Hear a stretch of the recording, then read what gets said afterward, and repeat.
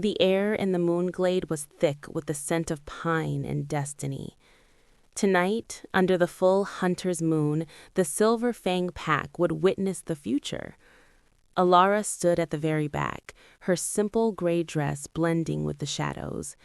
As an Omega, this was her place, but her heart was a frantic bird beating against her ribs. Tonight was her 18th birthday. Tonight, the faint silver thread that had connected her soul to Kale, the future alpha, for 2 long years, would finally pull them together before the pack. It was the only hope that had kept the whispers of worthless and weak from crushing her completely. She watched her older sister, Celine, command the center of attention. Celine was radiant, her laughter like sharp bells, surrounded by warriors and admirers. Alara felt the familiar sting, but pushed it down. The moon goddess did not care for popularity. Only fate mattered. Alpha Thorin, Kale's father, raised his arms. Silence fell, heavy and expectant. We gather to honor the bonds woven by the moon goddess, to secure our pack's strength for generations to come. A unified howl rose, vibrating in Alara's bones. The moon, a perfect luminous disk, bathed the glade in cold silver light. And then she felt it.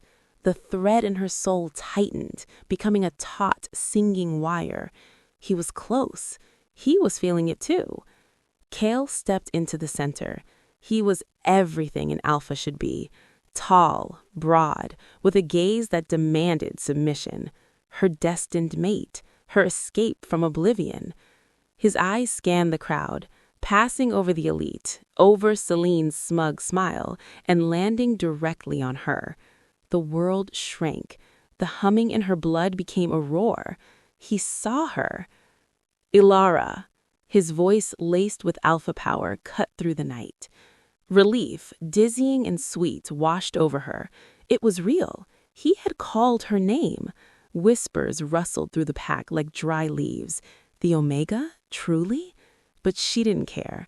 Head held high for the first time in her life, she walked from the shadows into the moonlight, toward her future.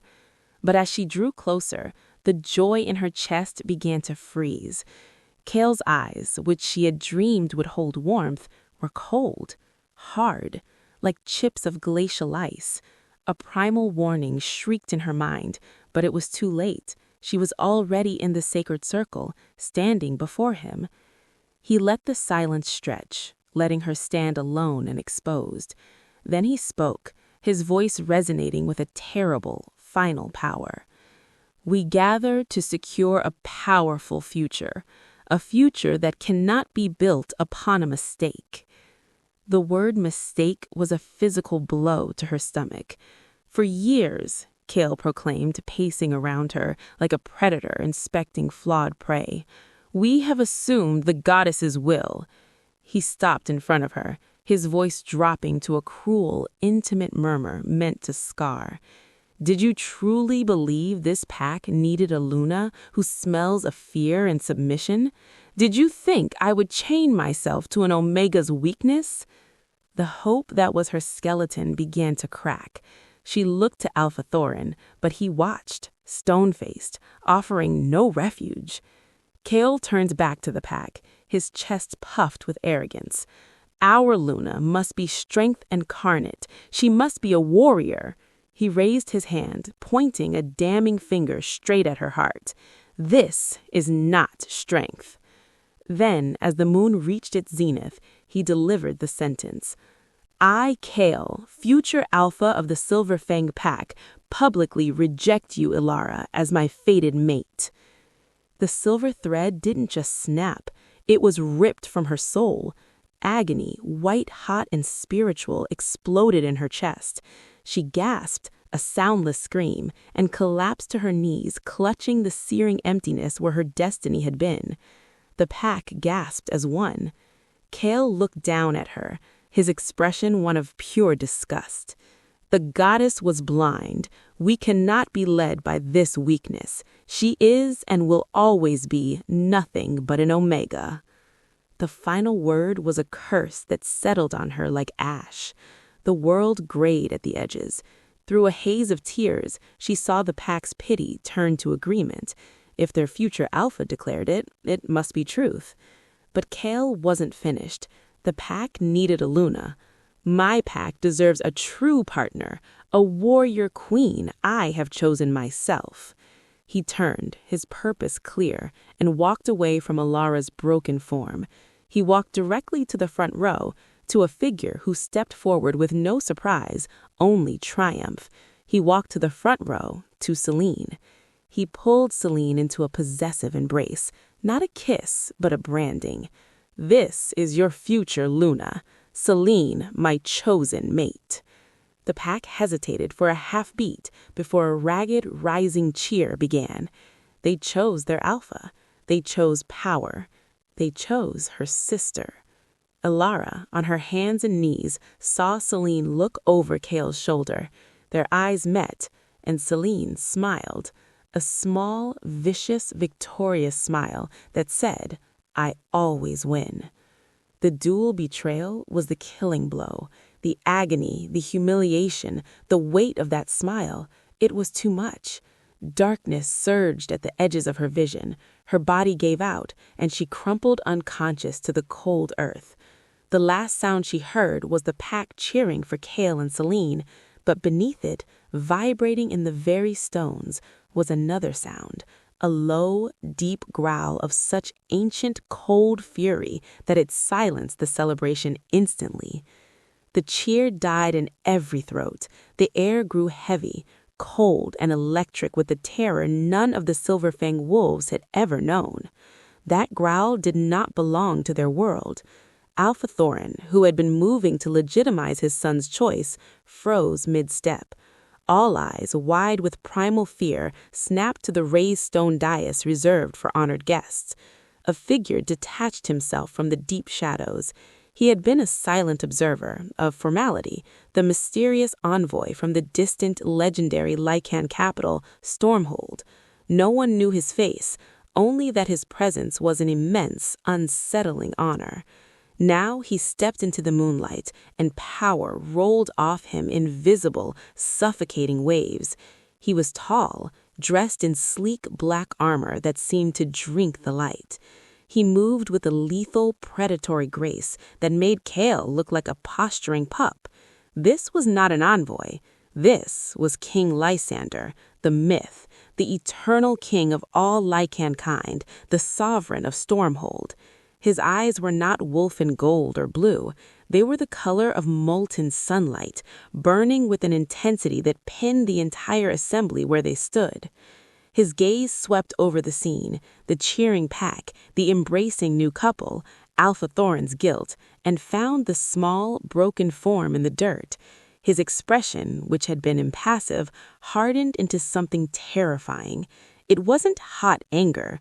It was the absolute glacial wrath of a force of nature. He took one step off the dais.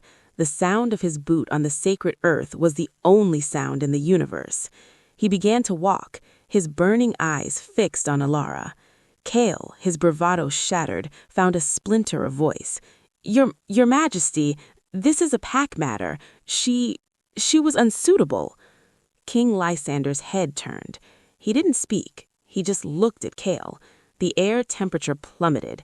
Kale choked, the breath freezing in his lungs, and was driven to his knees by the sheer weight of King Lysander's dominance. The king knelt in the dirt beside Alara. The Silverfang pack stared, utterly bewildered. The king of their world was kneeling before their rejected Omega. He reached out a gloved hand.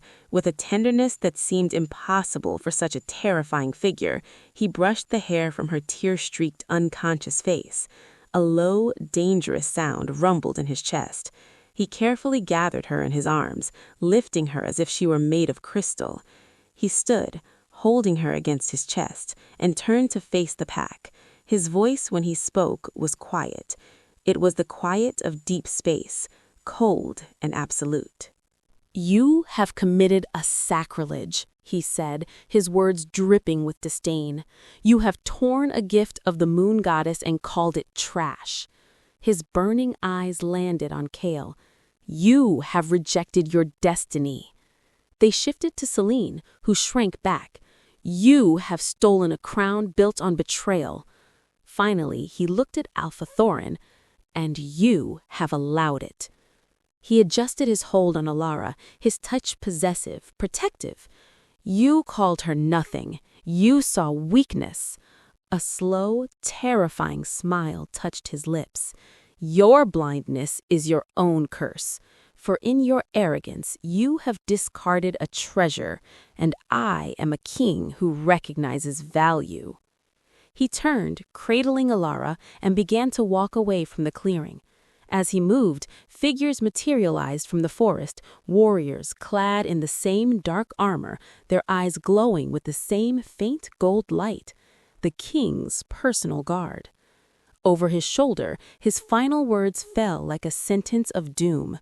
"The Silver Fang pack is in disgrace. You will await my judgment."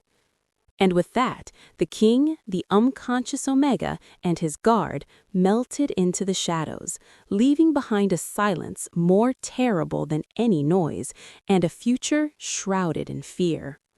Consciousness returned to Alara as a slow, warm tide, not the sharp pain she expected. She was lying on something impossibly soft, wrapped in fabrics that felt like clouds in cool silk. The air smelled different, clean, cold, with a faint hint of ozone and old stone. There was no scent of pine, damp earth, or pack. Her eyes flew open. She was in a vast chamber. The ceiling was so high it vanished into shadows. The walls were smooth, dark stone, and a huge window looked out onto a dizzying vista of jagged, snow-capped mountains under a twilight sky. This was not the Silver Fang territory. Panic seized her. She sat up, the luxurious blankets pooling around her. She was wearing a simple, elegant nightdress of silver gray, not her rough linen. Memory crashed back. Kale's cold eyes, the tearing agony, Selene's smirk, the crushing darkness. And then, a growl, a presence, the shadow. Before her fear could spiral, the heavy oak door to the chamber swung open silently. He stood there, filling the doorway, King Lysander. Without his armor, he wore dark, tailored trousers and a simple black tunic. He looked less like a warrior king and more like a deadly, elegant lord. But the power was still there, a hum in the air around him. His molten gold eyes held hers. "You are awake," he said. His voice was deep, measured. It wasn't gentle, but it wasn't cruel either. "Where am I?" Her voice came out a hoarse whisper. "You are in Stormhold, in the high tower of the Sovereign." He stepped into the room, and the space seemed to shrink. "You are safe." "Safe?" A hysterical laugh threatened to bubble up. You took me from my pack." "I removed you from a place of betrayal and dishonor," he corrected, his tone firm. "They intended to break you. They succeeded only in revealing their own worthlessness." Alara looked down at her hands. The soul-deep pain of the severed bond was gone. In its place was a strange, warm emptiness, a numbness. "The bond, with Kale, I don't feel it anymore. It doesn't hurt." His rejection was a violence, but a shallow cut. The bond you shared was a pale, dying thing. A true fated bond cannot be severed by words. It can only be overshadowed. He turned to look at her, and his gaze was so intense she felt pinned. "Tell me, Alara, when I took you from that clearing, what did you feel in the moment before you fell?" She thought back, past the pain. "I heard a growl, and then nothing. A sort of quiet." "Not quiet," he murmured, almost to himself. "Absence, the absence of their poison." He walked closer, stopping a few feet from the bed. "You carry a scent, Ilara, beneath the fear and the Omega submission, a scent of winter air and lightning-struck stone, a scent that called to me across that pitiful clearing." Her heart began to pound for a different reason now. "What are you saying?" "I am saying the moon goddess is not blind. She is patient and cunning. She did not make a mistake with you and that boy. She was waiting. She placed a priceless jewel among pebbles, knowing only a king would have the sight to recognize it." Alara's breath caught. The world tilted on its axis. "You can't mean—" "I have lived for centuries," Lysander said, his voice dropping to a vibration she felt in her core. "I have long ceased waiting for a fated bond. I believed my destiny was to rule alone, until I saw a coward break something beautiful in the dirt, and my wolf, recognized what his could not." He didn't touch her. He didn't need to. The connection forming between them was a physical pressure, a golden thread spinning itself from his soul to hers, strong and fierce and terrifying. "You are not an Omega, Ilara. You are a queen in dormant stasis, and your awakening begins now." Just then, a sharp knock echoed. A man with silver-streaked hair and a severe, intelligent face entered, bowing low. "My king, the High Council is assembled. They are anxious for an explanation." Lysander's gaze never left Ilara's. "Tell them your queen is resting. I will address them shortly." The man, Lord Valerius, his eyes widening almost imperceptibly at the title, bowed again and left.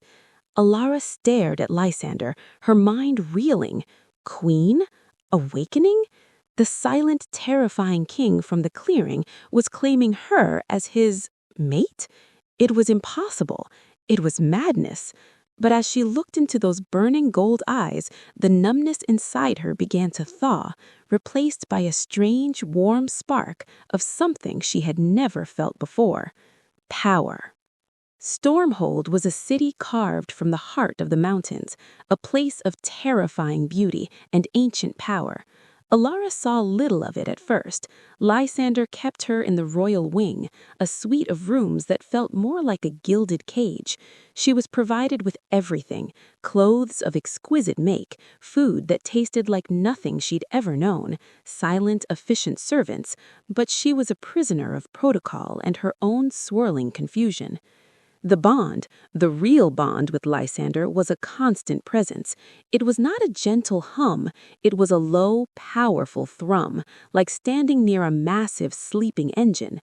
She felt his moods as distant weather patterns, a flare of irritation from the council chambers, a wave of cold focus, and always, underlying everything, a fierce, possessive protectiveness that both comforted and terrified her.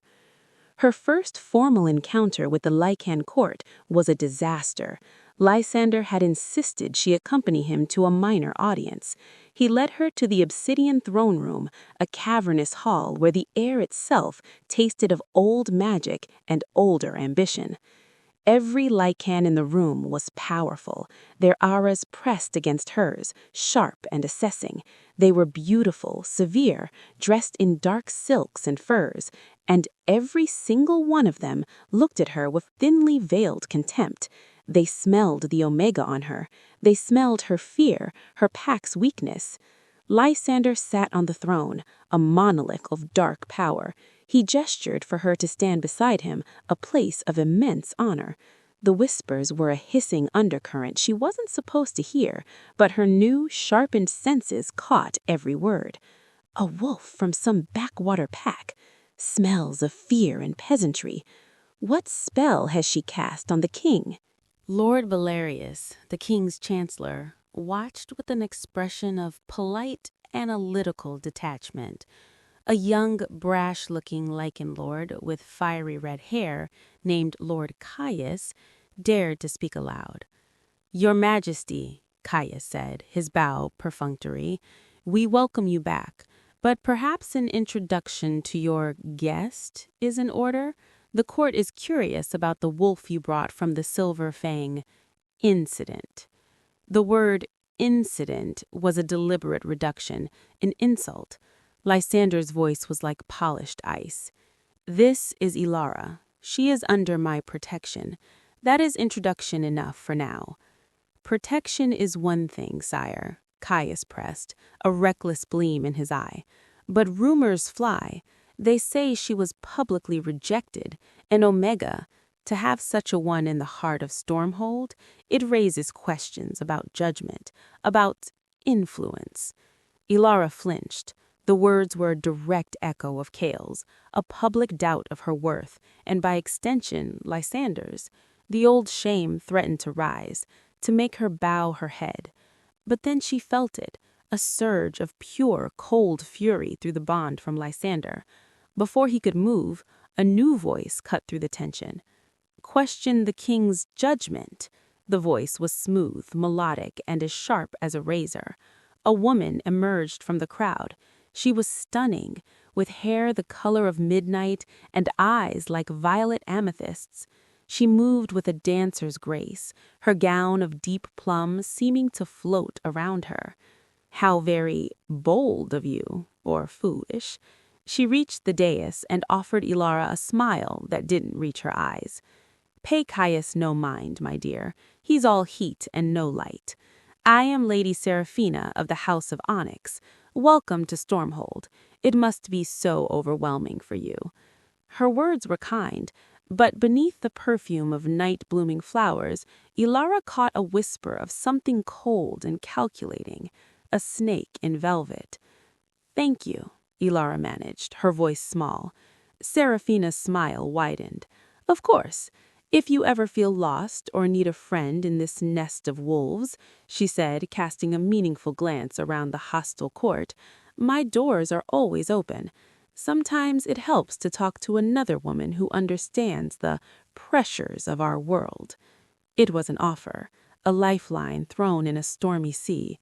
Ilara, desperate for any semblance of allyship, felt a flicker of gratitude. I would appreciate that. Lysander, who had been watching Seraphina with an unreadable expression, spoke. Your kindness is noted, Lady Seraphina. For now, Ilara requires rest. This audience is concluded. As they left the throne room, Ilara felt the court's eyes boring into her back. But one pair of eyes felt different. She glanced back to see Seraphina watching her leave, that polished smile still in place. But her violet eyes were thoughtful, assessing, like a jeweler evaluating a strange new gem. Later, in her chambers, Ilara replayed the scene. Lysander was a silent, brooding presence by the fireplace. She seemed kind, Ilara ventured. Lady Seraphina. Lysander was silent for a long moment. Stormhold was built on a mountain of knives, Ilara, he said, his gaze fixed on the flames. Here, a smile is often a weapon, an offer of friendship, a trap. Trust your instincts, not pretty words. My instincts tell me everyone here hates me, Ilara whispered. They fear what they do not understand, and they desire what is mine. You are both. That makes you a target. He turned his molten gaze on Ilara. Seraphina is the most dangerous of them all. She does not rage like Caius. She plots. She has aspirations. Aspirations to what? Ilara asked. Lysander's expression was grim. To the throne. Not through challenge, but through alliance. She has sought to be queen for decades. The implication hung in the air, cold and clear. Seraphina saw Ilara not as a person, but as an obstacle. Her offer of friendship was a scout assessing the walls of a fortress. Ilara wrapped her arms around herself.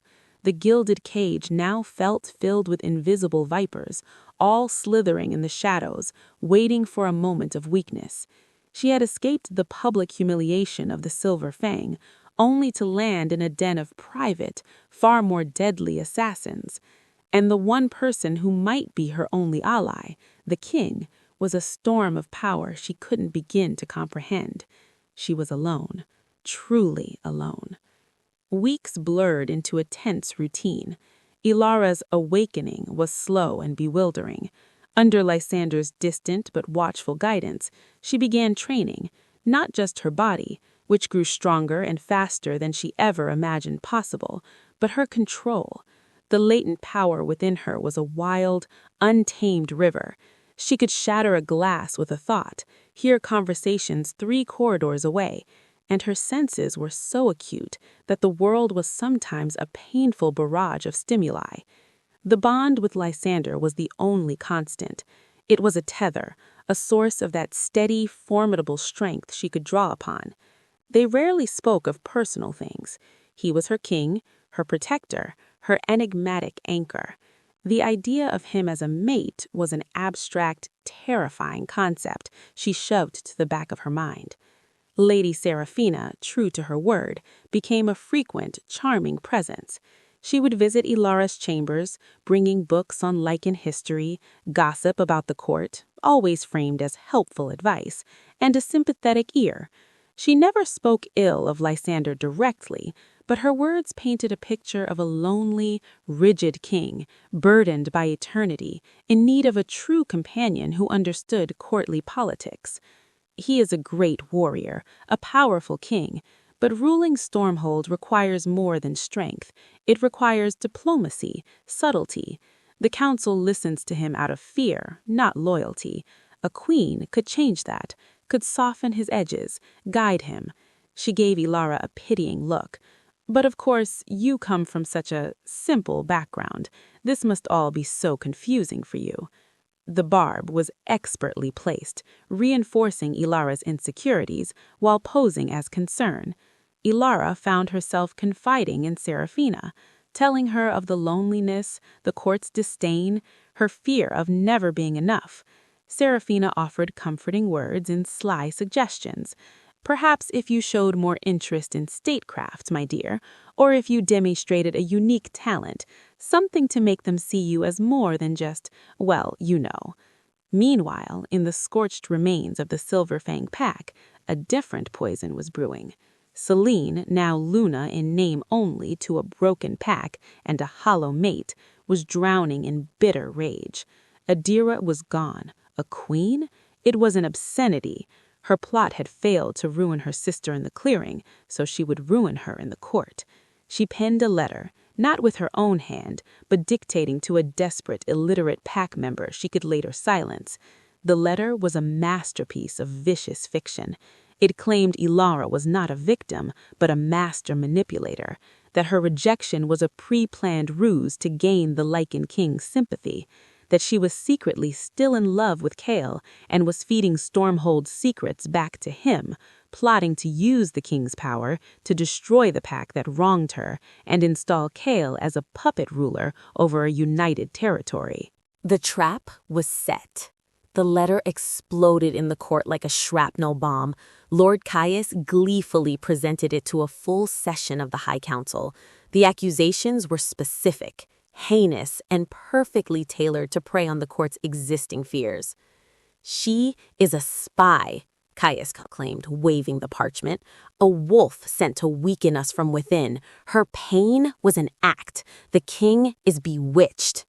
The council erupted. Demands for Ilara's imprisonment, interrogation, and banishment filled the chamber.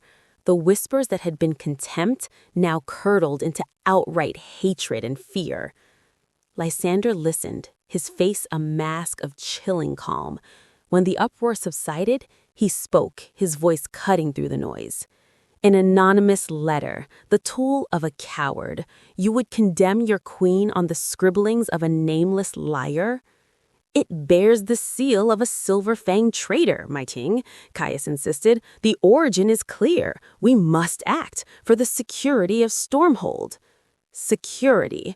Lysander's voice dropped to a deadly whisper. "Or your own ambition to see a wolf removed from a throne you covet for your own candidates?" The challenge hung in the air. Lord Valerius, ever the pragmatist, stepped forward. "My king, the accusation, however base its source, has been made publicly. It cannot be ignored. For the stability of the realm, and for Queen Ilara's own standing, truth must be established publicly. A shadow of treason cannot hang over the crown." Lysander's golden eyes burned. He knew a political checkmate when he saw one. To ignore this was to show weakness, to confirm their suspicions. Ilara's fragile position would be destroyed.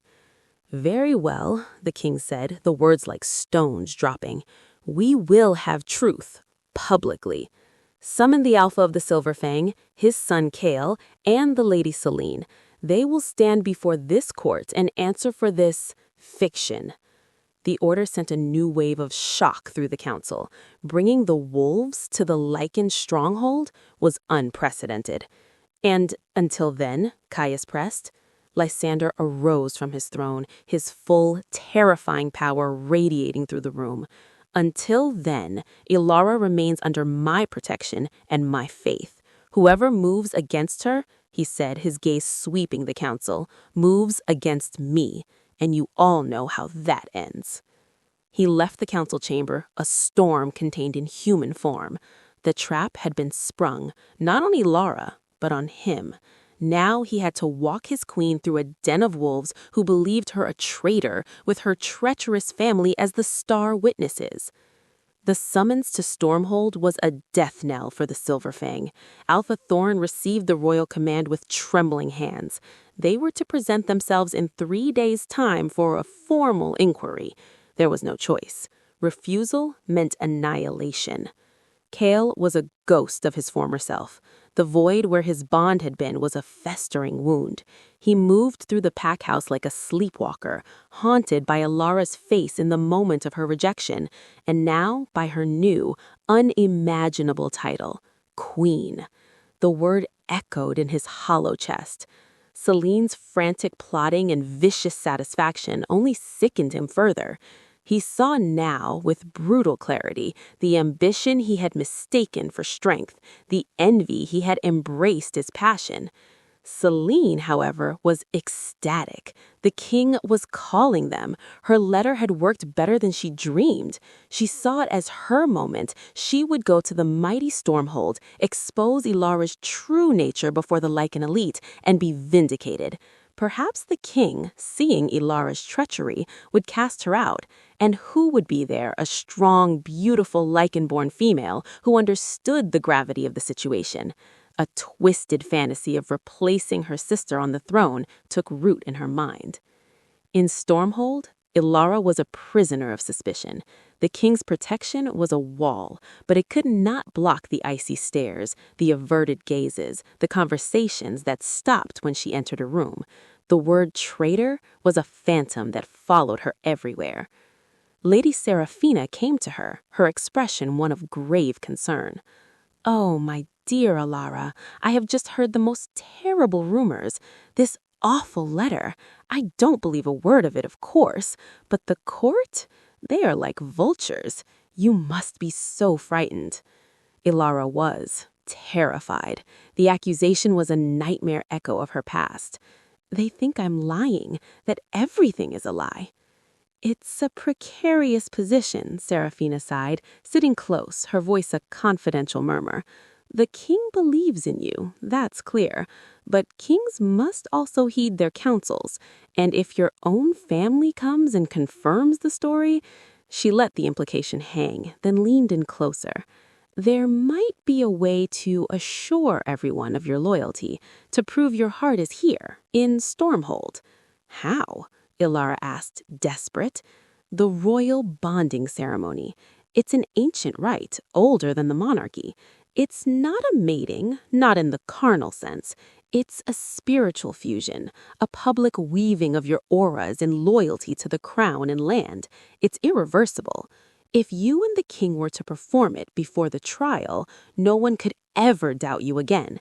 It would prove you've severed all ties to your past, that your soul belongs to Stormhold." It sounded like salvation, a way to silence the whispers forever, to show Lysander she was worthy of his faith. Would the king agree? Seraphina's violet eyes gleamed. "He might, if he sees it as a way to protect you and solidify your position. I could suggest it to him, discreetly, for your sake." Ilara, drowning in fear and gratitude, clutched Seraphina's hand. "Thank you. You are a true friend." "Of course, dear," Seraphina said, patting her hand. "We women must stick together." Meanwhile, Lysander was in his war room with Lord Valerius and his most trusted captain, a grim-faced Lycan named Rook. "The letter is Selene's work," Lysander said flatly. "The venom is hers." "Undoubtedly, sire," Valerius nodded, "but proving it is another matter. They will deny it. The traitor who delivered it has vanished, likely dead. It is her word against theirs." "Then we force the truth another way," Lysander said, his eyes glowing fightly. "Rook, your teams are in position?" "Yes, sire," Rook replied. "Around the Silverfang territory, yes. Invisible. They have reported the pack's movements. The Alpha prepares to journey. The sun is broken. The female, she preens." "Good. Maintain surveillance. Record everything. When they arrive," Lysander's voice turned to ice, "they will walk into a truth they cannot escape. Seraphina's making her move, I assume?" Valerius's lips thinned. "She visits the queen daily, offering comfort, planting seeds. She suggested the royal bonding ceremony to me this morning, framing it as my idea for the realm's stability." Lysander's fist clenched on the table. "She seeks to force the bond before the trial, to make it seem like a desperate ploy by Alara to secure her position, or worse, to find a way to disrupt the ceremony itself and disgrace Alara publicly." He took a deep breath. "Allow it." Valerius blinked. "Sire?" "Let the suggestion stand. Let the court whisper about the ceremony. Let Selene hear of it. A public, irreversible bonding will be the ultimate trigger for our snake. She will overreach, and when she does, we cut off her head." It was a dangerous gambit. He was using Alara as bait, placing her at the center of a converging storm of envy, treachery, and political intrigue. He felt a sharp pang through the bond. Alara's fear, her loneliness. It took all his centuries of discipline not to go to her, to sweep her away from it all. But that would only make her weaker. To be his queen, she had to survive the viper's nest. She had to learn to see the knives. He sent a silent pulse of reassurance down the bond, a wave of steady, unshakable strength. He could not shield her from the storm. He could only teach her to become the lightning within it. The great hall of Stormhold was transformed. Instead of the dark, intimidating throne room, the ceremony was to be held in the ancient Grove of Echoes, a cavern deep within the mountain fortified by the first Lycan kings. The walls were embedded with luminescent crystals that cast a soft blue-white light. In the center stood the Arch of Aethelus, two intertwined stone pillars carved with runes of binding and loyalty. The air hummed with potent old magic. The entire court was assembled, a sea of expectant, skeptical faces. The Silver Fang delegation, Alpha Thorin, Kale, and Selene, stood under guard. At the front, their expressions a mix of fear, resentment, and, in Selene's case, simmering excitement. She was dressed in her finest, ready for her moment in the spotlight. Alara stood at the base of the arch, wearing a gown of silver white that seemed woven from moonlight itself. She felt like a sacrifice on an altar. The plan, as Lysander had explained it to her privately the night before, was terrifying. They would begin the ceremony. Seraphina, or whoever was working with her, would make a move to sabotage it, revealing themselves. Lysander's guards were hidden, ready. "Trust the bond," he said, his hands on her shoulders, his gaze fierce. "No matter what happens, look to me. Do not let fear rule you. You are not that Omega anymore." Now, looking at the hostile court and her smirking sister, the Omega within her screamed to run and hide. But the new warmth in her core, the king's bond, held her firm. King Lysander approached, regal in black and silver, a crown of obsidian and platinum resting on his brow. His power filled the grove, a comforting, formidable presence. He took his place opposite her under the arch. The high priestess, an ancient Lycan woman with eyes like milky quartz, began the chant. The runes on the arch glowed, first faintly, then brighter. The magic in the air thickened, pulling at Alara's spirit. It was a gentle, insistent tug, asking her to open herself, to weave her essence with Lysander's, with the land itself. We stand before the heart of Stormhold, two souls to bind as one in duty, in protection, in eternal loyalty to the realm. Let the magic witness the truth in your hearts." The glow intensified, forming a shimmering web of light between the two pillars. Ilara felt the bond with Lysander's surge, a golden river meeting the blue-white magic of the arch. It was beautiful, terrifying, and right. Then, Celine could not contain herself any longer. As the priestess raised her hands for the final incantation, Celine burst forward from the guards, her voice a shrill dagger. "Stop! You must stop this farce!" The ceremony halted. The glowing web flickered. All eyes turned to Celine. "This is a trick," Celine cried, pointing at Ilara. "She is binding herself to you with magic, while her heart belongs to another. She is a traitor. She and Kale have been planning this for months. The letter speaks the truth." Kale stared at her, his face pale with horror. "Celine, no!" "Silence!" Celine shrieked, turning on him. "You weakling! You still love her, don't you? Admit it. Admit you conspired with her." She was unraveling, her carefully crafted performance collapsing into hysterical, truthful venom. The court watched, mesmerized by the spectacle. Lysander's voice cut through the chaos, calm and deadly. "You accuse your queen and your own mate of treason. Where is your proof, Celine, beyond the anonymous lies you penned yourself?" Celine froze. I didn't. It wasn't me." "Wasn't it?" A new voice rang out. Lady Seraphina stepped gracefully from the crowd, a look of profound sorrow on her face. "Oh, Celine, I tried to help you. I offered you counsel when you came to me with your jealousy, your stories. But to go this far, to forge letters, to betray your own blood." She shook her head, a masterpiece of faux heartbreak. She was pivoting, sacrificing Celine to save herself and appear the righteous one. Ilara watched, the pieces crashing together. Seraphina, she was the friend, the guide, all while manipulating Celine from the shadows.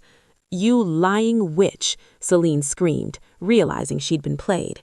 "You told me to write it. You said it would weaken her. You promised me—" "Enough." Lysander's word was final. He looked at Seraphina, his gold eyes cold. "Your hand is in this, Seraphina. Your ambition has finally shown its fangs." Seraphina's mask of concern slipped, revealing cold calculation. "I have only ever acted for the good of Stormhold, my king. To see a wolf, a rejected Omega elevated above Lycan-born nobility, is an insult to our blood. The letter, while crude, spoke a truth the court felt. She is a weakness." Her gaze swept to Ilara, now filled with naked contempt. "You will never be one of us. You will always be the packless Omega." The insult was meant to break her, but something in Ilara finally snapped, not into fear, but into a clear, cold fury. The warmth in her core ignited into a blaze. She stepped forward, away from the arch, and the magic seemed to cling to her, amplifying her presence. Her voice, when she spoke, did not echo with Omega submission. It rang with an authority that silenced the grove. "You speak of blood, Lady Seraphina, of strength." Ilara's eyes, sapphire blue, began to glow with an inner light, a faint echo of Lysander's gold. "You hide behind whispers and lies, and the work of envious hands. That is not strength. That is the weakness of a creature who knows she has no true claim to power." She turned to the stunned court. "I was an Omega. I was rejected. I was broken in the dirt by those I trusted." Her gaze landed on Kale, who flinched, and on Celine, who cowered. "But the moon goddess and my king saw something else. Not what I was, but what I could be, what I am." She faced Seraphina again. "You call me packless. You are wrong. My pack is Stormhold. My alpha is my king. And my strength?" She raised her hand, and without thought, the glowing magic from the arch coalesced around her fingers, forming a shimmering, harmless, but brilliant sphere of light. "Strength is my own. Forged in betrayal, tempered by truth, and bound by a loyalty you will never understand." The display of effortless, innate power, a power that was uniquely hers, not borrowed from Lysander, stunned the court into silence. Even Lysander watched with fierce, proud astonishment. Seraphina's face twisted in rage. Her plot was in ashes, her pawn exposed, and her rival was now shining with a power that dwarfed her political scheming. She had lost. Lysander moved. Lady Seraphina of the House of Onyx, you are charged with conspiracy, treason, and the attempted subversion of the crown. Take her to the Black Citadel. She will await my judgment. Guards materialized and seized a silently seething Seraphina. He then turned to the Silver Fang Wolves. Alpha Thorin, your failure of leadership has brought your pack to ruin. You are stripped of rank. Kale, your punishment is to live with the void you chose. You will lead the Silver Fang remnants, a testament to the cost of arrogance. Selene, your envy has poisoned everything you touched. You are exiled, never set foot in any recognized territory again. The sentences were delivered, cold and final. The traitors were unmasked, the lies dissolved. Ilara, her heart pounding, looked at Lysander.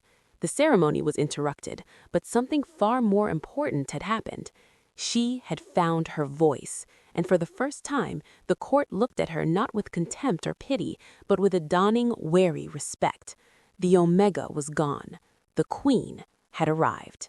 The days following the confrontation in the grove were a whirlwind. Seraphina's house was dismantled, its assets seized, her allies scattered or swearing new feigns of loyalty. The court's attitude toward Ilara shifted from hostile suspicion to cautious, bewildered acceptance. She had faced down a master manipulator and a public accusation not with tears, but with a commanding display of latent power and regal bearing. The whispers now spoke of the Queen's aura and the King's foresight. Lysander began including her in his rule in earnest. No longer just a protected guest, she sat in on smaller councils, learning the intricate politics of the Lycan territories, the trade disputes, the ancient treaties. He was a demanding teacher, expecting her to listen, analyze, and later to give her opinion.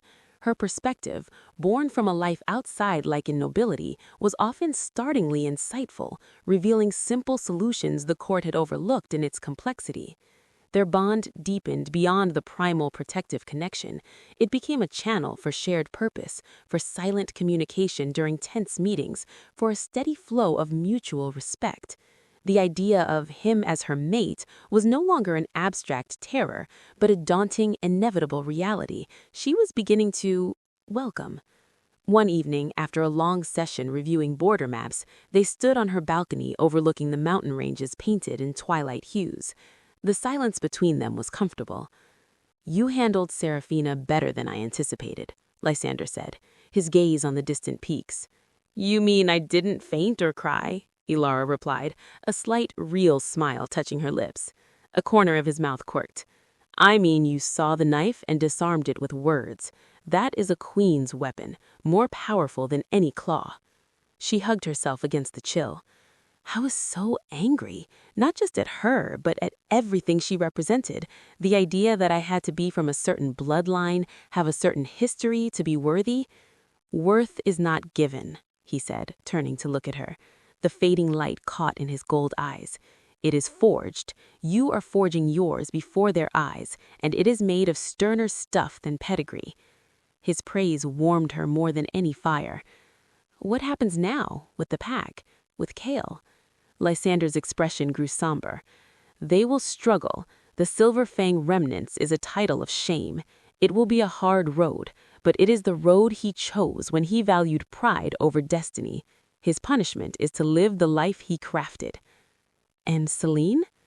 Exile is a living death for one like her. She will drift, forever outside the warmth of a pack, haunted by what she threw away.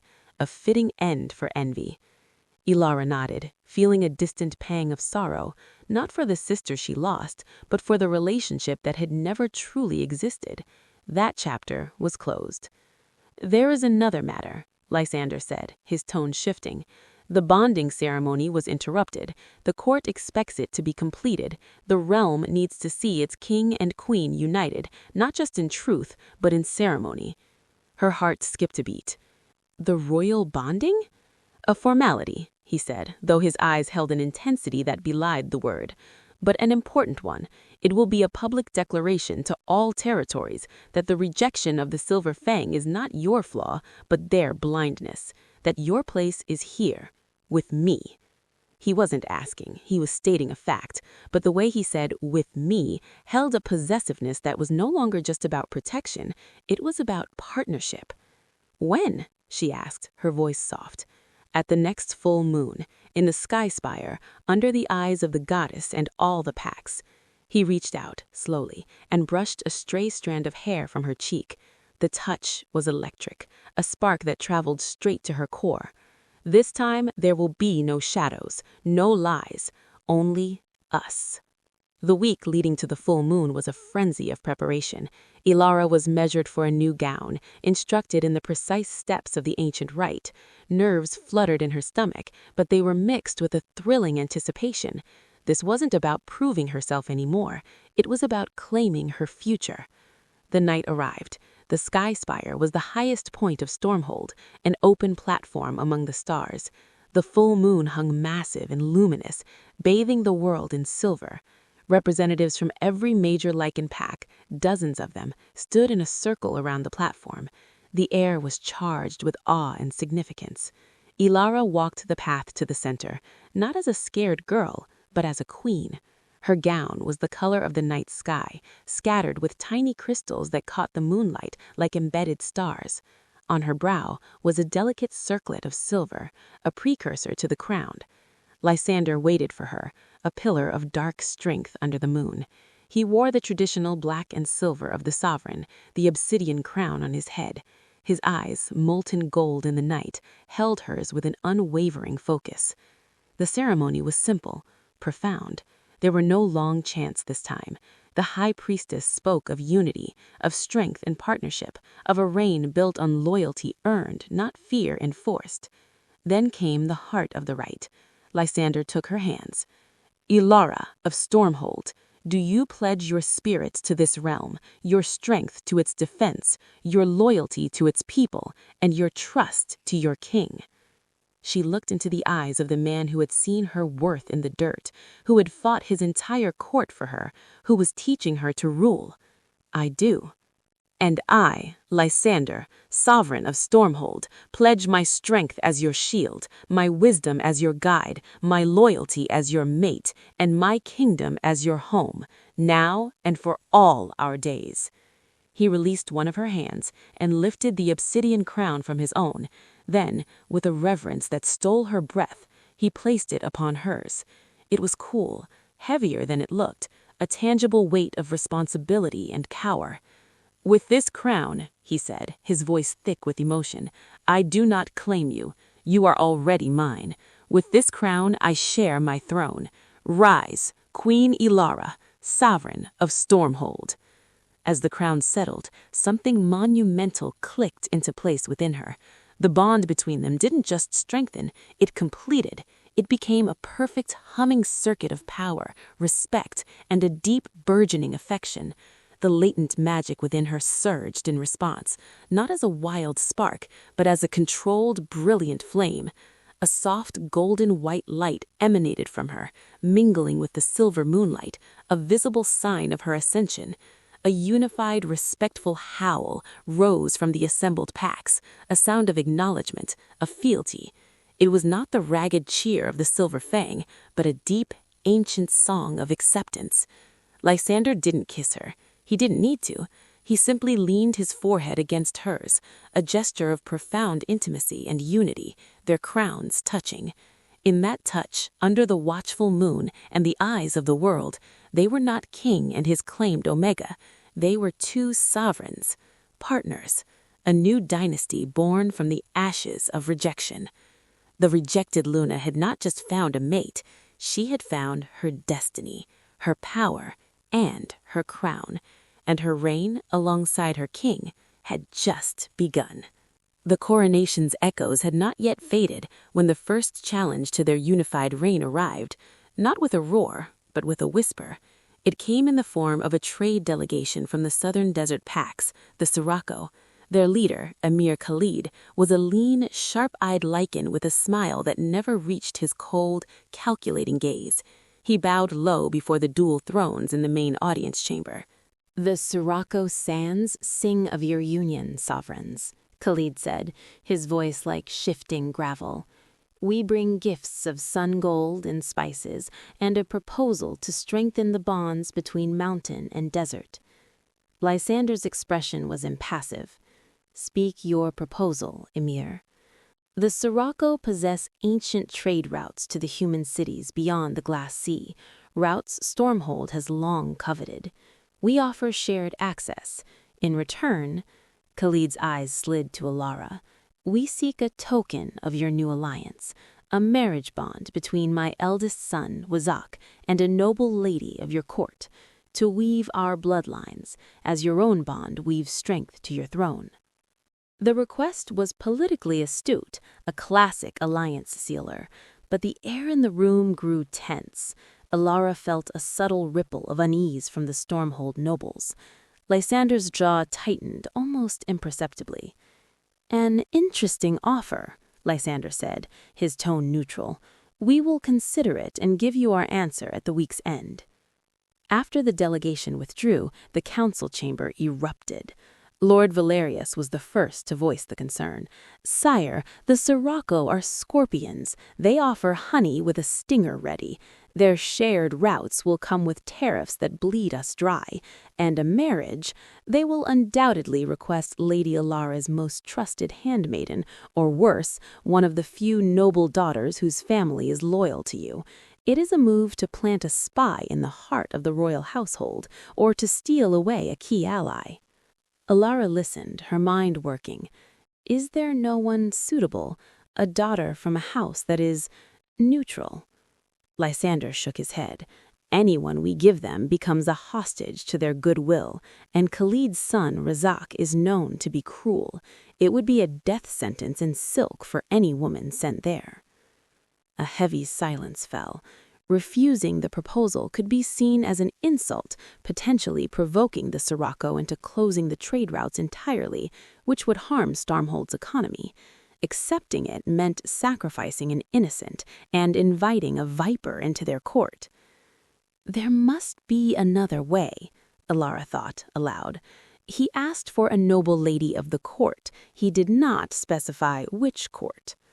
Lysander's golden eyes sharpened on her. "Explain." "The Sirocco are prideful. They want a symbol, a trophy of alliance with the mighty Stormhold. What if we offered them a symbol even greater, not a hostage, but an emissary?" Alara's thoughts crystallized.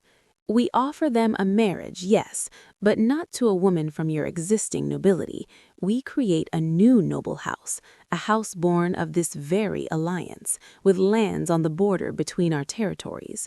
We appoint a steward to rule those lands, a wise, trusted diplomat from your council, and we elevate his daughter, a woman of proven loyalty and sharp intellect, to be the bride. She goes not as a pawn, but as a queen's emissary, her loyalty forever to Stormhold, her role to oversee the trade and ensure its fairness." Valerius stared at her, his analytical mind whirring. "It's audacious. We would be giving them land." "Barren, rocky borderland we barely patrol," Alara countered.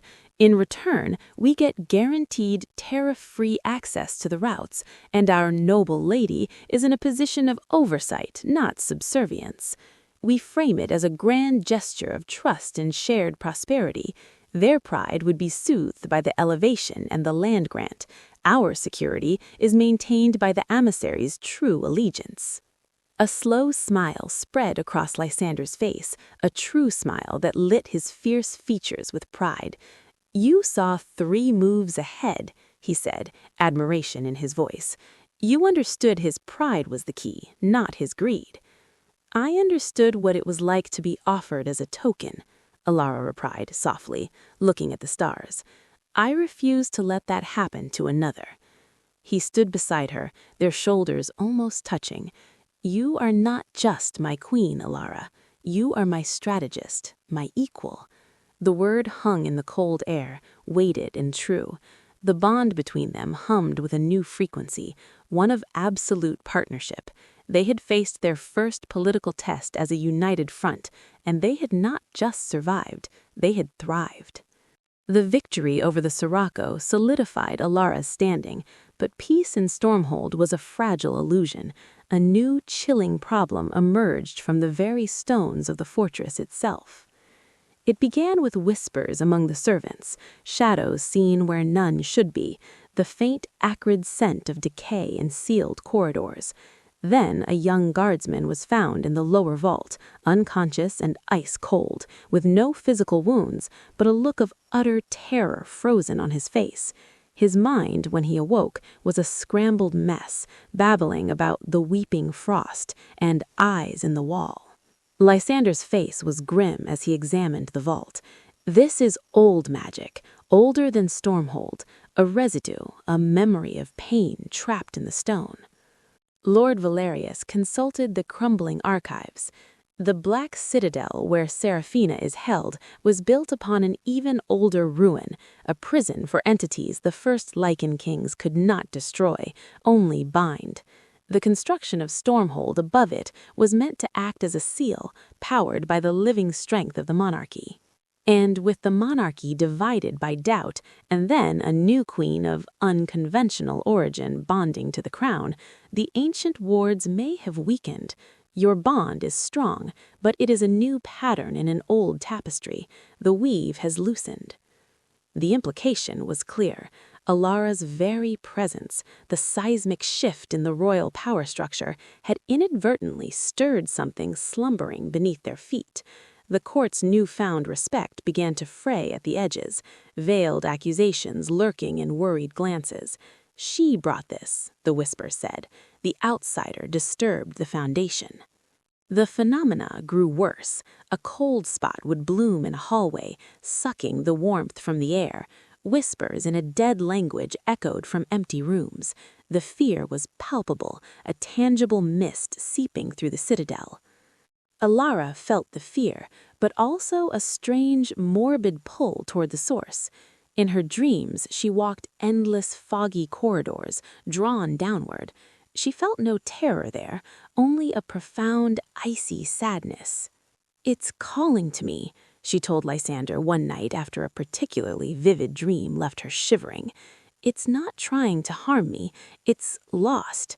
It feels the new power in the crown and thinks it's a key." "It is a predator that feeds on fear and weakness," Lysander warned, his protective instincts on high alert. "I will have the lower levels sealed. We will find another way to reinforce the wards." "No," Alara said, surprising herself with her firmness. "Sealing it is what our ancestors did. It didn't work. It just buried the problem deeper. It's reacting to us, to our bond. We must face it. Together." Lysander argued, but he saw the resolve in her glowing sapphire eyes. She was not being reckless. She was being a queen, taking responsibility for a threat tied to her reign. They prepared not for battle, but for a séance. Armed with knowledge from the archives and flanked by Lysander's most spiritually attuned guards, they descended into the heart of the Black Citadel's foundations. The air grew colder with each step, the torchlight struggling against a darkness that seemed to swallow sound. In the deepest chamber, a circular room with walls of seamless black stone, they found the source. There was no monster.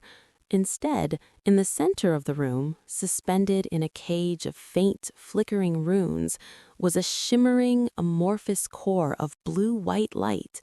It pulsed with a rhythm like a dying heart, and from it emanated waves of freezing sorrow and forgotten rage.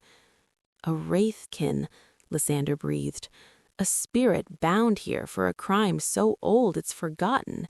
Its prison is failing." As they approached, the form shifted, and for a moment Alara saw the ghostly impression of a female Lycan, her face etched with ancient grief. The whispers coalesced into a single, heart-wrenching thought that brushed against Alara's mind. "Betrayed, my king, my love. They said I poisoned him, only wanted to heal." This was no mindless predator. It was a prisoner of a millennia-old injustice. Alara, acting on instinct, stepped forward, placing her hands on the failing runes of the cage.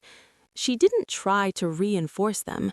Instead, she poured her own energy into them, not the fierce golden power of their bond with Lysander, but the quiet, empathetic strength that had been her core as an Omega, now magnified 1,000-fold. She poured in understanding, acknowledgement, and a promise of peace. "You are remembered," Alara whispered aloud, her voice echoing in the silent chamber. "Your pain is seen. Your name may be lost, but your suffering is not. The king you loved is dust. Your jailers are dust. It is time to rest." The spirit core flared, not with anger, but with a surge of agonized relief. The freezing sorrow softened into a gentle, melancholy cold. The hostile whispers ceased. Lysander, understanding, placed his hands over Alara's. Together, they channeled not binding energy, but releasing energy. They poured their united will, his ancient authority, her compassionate power, into the ancient spellwork, not to repair the cage, but to unravel it with kindness. The runes flared bright gold and sapphire, then dissolved into motes of light. The spirit core pulsed one last time, the image of the female Lycan smiling faintly through phantom tears. Then, with a sound like a sigh carried away on the wind, it dissipated, leaving behind only a profound, peaceful silence. The oppressive cold lifted. The darkness felt merely like absence of light, not a living thing. They had not fought a ghost. They had healed a wound in Stormhold's very soul. As they climbed back to the living levels, the citadel itself seemed to breathe easier, the stones feeling warmer, the air lighter. The news spread like wildfire. The queen had not brought the curse. She had ended it, with compassion, not violence. The last vestiges of doubt in the court dissolved, replaced with something akin to awe.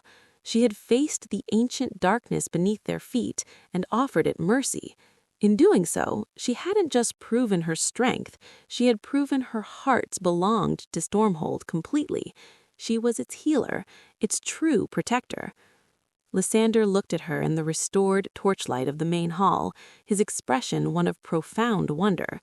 "You wield empathy like a sovereign scepter. You saw a monster and offered it solace. You have a power I have never known in all my centuries." Alara leaned into him, exhausted but fulfilled. A throne built on fear needs monsters to rule. A throne built on loyalty, it needs to heal them. Just as stability seemed permanently within grasp, the past returned, not with a plea, but with a desperate, devastating crash. A scout, bloodied and breathless, staggered into the great hall during a morning council. "Sovereigns, and force approaches the eastern pass. Not Lycan, they are creatures of shadow and bone. They slaughter everything in their path." War, a word that was abstract, was now a chilling reality. Lysander transformed in an instant from king to general. Maps were unfurled, commands barked. The enemy was identified from the scout's description, the Ashen Horde, a nomadic scourge of corrupted, bestial beings, thought confined to the blasted lands beyond the eastern mountains. Their leader was a mysterious, terrifying figure, known only as the Hollow King. "They have never breached the Serpent Spine Mountains before," Captain Rook growled. "Something drove them out, or led them here." As Stormhold's legions mobilized, a second, more personal shock arrived. A single, ragged figure stumbled to the main gates, carrying a bleeding child. It was Kale. He was emaciated, one arm hanging useless, his eyes hollow with a horror deeper than regret. "Alara," he gasped as they brought him before the thrones. "Please, they're gone. The remnants, the horde swept through our territory first. They didn't fight. They consumed. Celine, she tried to lead them to us to bargain. They took her. They took everyone. I only escaped with this pup because I was foraging. They're coming here next. The Hollow King, he seeks a power source, a heart of great magic. He seeks you, Alara, or the crown, or both." The hall was silent. Kale, the proud alpha who had rejected her, was now a broken refugee begging at her feet. Celine, the envious sister, was a prisoner, or worse. Their pack, the Silverfang, was truly, finally extinguished. Alara felt a surge of complex emotions, pity, sorrow, a grim sense of poetic justice, but above all, a fierce, protective fury. These shadows threatened her home, her people. They had destroyed what was left of her past. They would not touch her future. Lysander's strategy was defensive, fortify the mountain passes, use the terrain. But reports flooded in. The ashen horde was innumerable, mindless, and their touch spread a wasting decay. They would bleed the army dry through sheer numbers. Alara studied the reports, Kale's words echoing. He seeks a heart of great magic. She looked at Lysander, at the bond thrumming between them, a tangible cord of immense power. An idea, terrifying and brilliant, formed. "We can't just defend," she stated in the War Council. "He's drawn to power like a moth to a flame. We use that. We give him a target. But not here. We draw the horde into a killing field of our choosing." "How?" Lysander asked, though his eyes showed he was already following her thread. "We become the beacon," Alara said steadily. "We go to the Valley of Echoes, the bowl between the peaks. We make our stand there, openly. We let the bond between us blaze undeniable. He will come for it, pulling his horde with him, and there, with the high ground, we trap and annihilate them." It was a gambit that placed the two monarchs in the direct path of the storm. The council was aghast, but Lysander saw the ruthless logic. "We fight not as king and queen behind walls, but as Alpha and Luna at the head of our pack. We show them the strength of a united crown." The army moved like a well-oiled machine. In the Valley of Echoes, they prepared. Pit traps lined with silver, catapults loaded with blazing pitch, phalanxes of warriors on the cliffs. In the center of the valley floor, a small, defiant platform was erected. That's where the sovereigns would stand. The day of battle dawned gray and cold. On the horizon, a stain appeared, then spread. A moving tide of ash-gray flesh, twisted bone, and gnashing teeth. The ashen horde. At its forefront, riding a monstrous skeletal beast, was a figure clad in tattered robes that seemed woven from gloom itself. The Hollow King. His face was hidden, but two pinpricks of malignant red light burned from within his hood. He raised a clawed hand, and the horde surged forward with a silent, terrifying screech. The battle was joined. It was chaos, metal clashing on bone, howls of warriors mingling with the silent shrieks of the horde. The Stormhold lines held, but the pressure was immense. On the platform, Ilara and Lysander stood back to back. They did not fight with weapons. They fought with their bond. Lysander's power was a visible golden aura that bolstered the courage of nearby soldiers, making their blows strike harder, their shields hold firmer. Ilara's power was different. She reached out with her senses, finding the faint, fading life sparks of the corrupted beings, trapped, pained Lycan spirits, twisted by the Hollow King's magic. She didn't attack them. She offered them the same release she gave the Wraithkin, a promise of peace, of an end to the torment. Where her influence spread, ashen warriors would falter, their red eyes flickering with confusion, before crumbling into dust, freed. She was a counter-melody to the Hollow King's song of corruption. Enraged, the Hollow King broke from the main horde and charged directly for the platform, a spear of shadow forming in his hand. Lysander moved to intercept, a sword of pure golden energy manifesting in his grip. Their clash was titanic, shockwaves of power rippling out, scattering lesser combatants. But the Hollow King was cunning. He feigned a lunge at Lysander, then spun, his shadow spear aimed not at the king, but at Ilara's heart. "The magic is in the vessel," he hissed, his voice like grinding stones. Time seemed to slow. Ilara saw the spear coming. She felt no fear. She saw Lysander's roar of rage, saw him too far to block it. In that frozen moment, she didn't raise a shield. She opened herself. She reached into the spear of shadow, into the corruption itself, with the full force of her empathetic power, amplified by the bond. She didn't fight the darkness. She understood it. It was hunger, loneliness, a desperate, wrong grasp for power to fill a hollow existence. She poured that understanding back into the spear, into the Hollow King. The spear stopped an inch from her chest, trembling. The Hollow King staggered, the red lights in his hood flaring in shock. "You see," a fractured thought brushed her mind. "I see," Ilara whispered, her voice carrying over the din. "And you are seen. Your hunger ends now."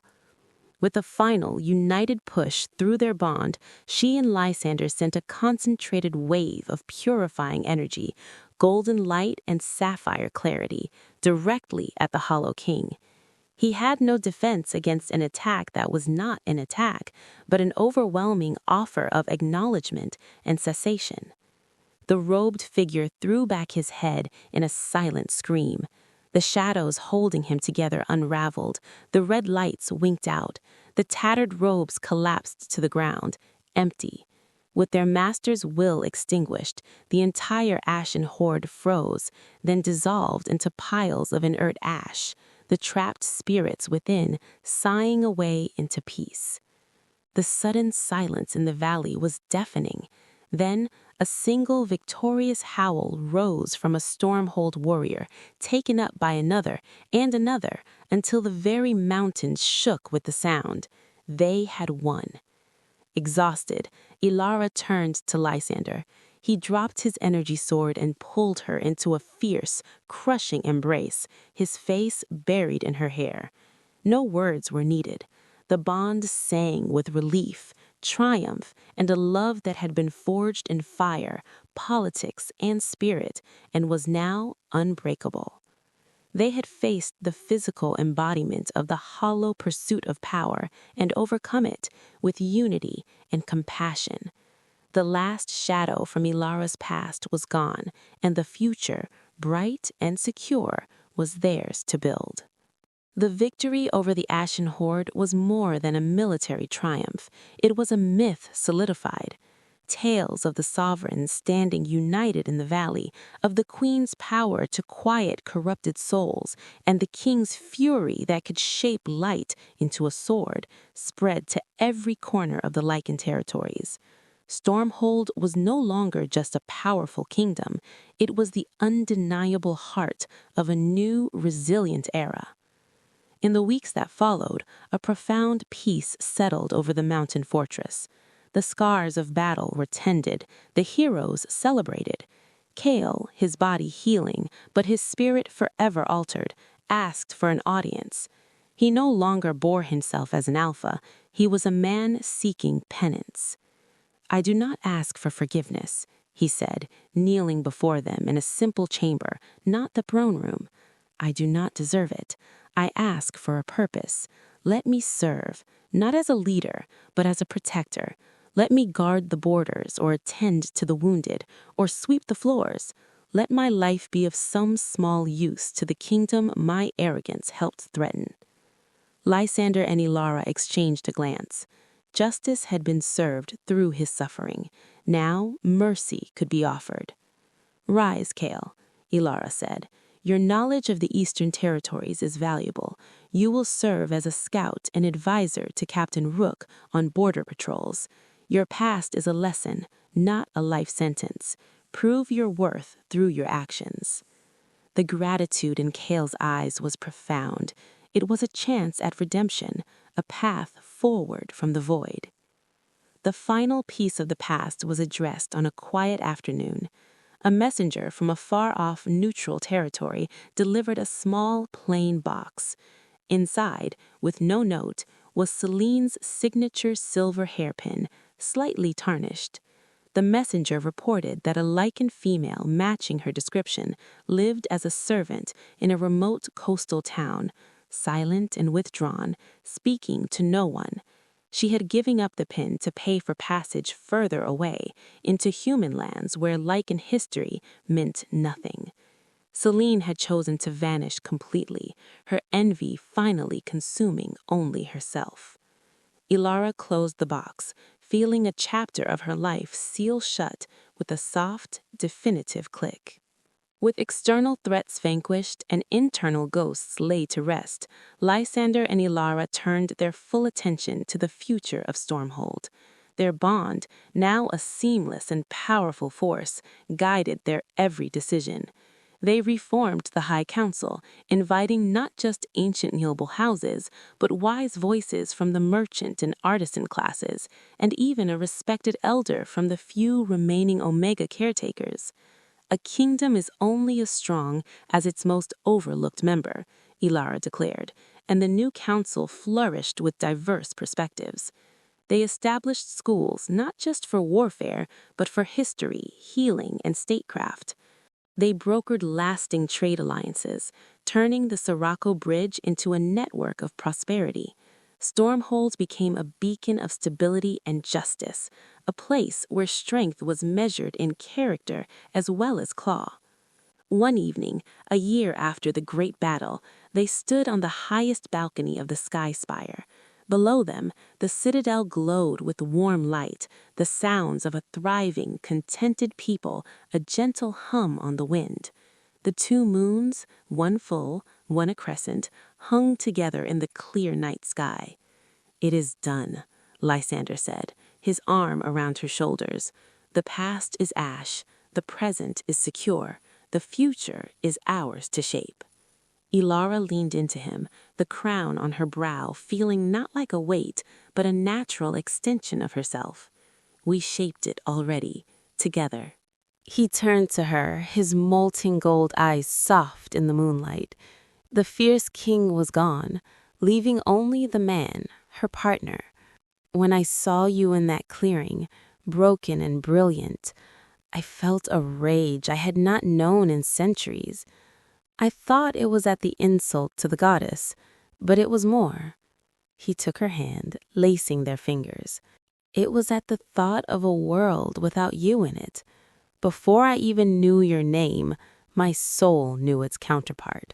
You are my destiny, Ilara, not as a subject, not as a political prize, as my heart, my equal, my love." The word, spoken aloud at last, hung between them, powerful and true. It had grown slowly in council chambers and in shadowed vaults, on battlefields and in quiet moments, built on respect, trust, and shared purpose. Now it bloomed fully, warming the bond until it shone like a small sun between them. Ilara looked up at him, her sapphire eyes glowing with unshed tears of joy. "You saw me when I was invisible. You fought for me when I had no strength. You taught me to rule, and in doing so, you gave me myself. My heart has been yours, Lysander, since the moment you knelt in the dirt and called me treasure." He smiled, a true, radiant smile that transformed his face. He raised their joined hands, pressing his forehead to hers, their crowns touching with a soft clink. No kiss was needed, for their bond was a more profound union than any physical act. It was a fusion of spirit, will, and love that would outlast mountains. Below them, in the city they had saved and transformed, a spontaneous celebration began. Music floated up, and the joyful howls of their people rose to the stars, a song of peace, prosperity, and loyalty to the sovereigns who had ushered in a golden age. The rejected Luna had not just been claimed, she had risen, transformed, and claimed her own destiny.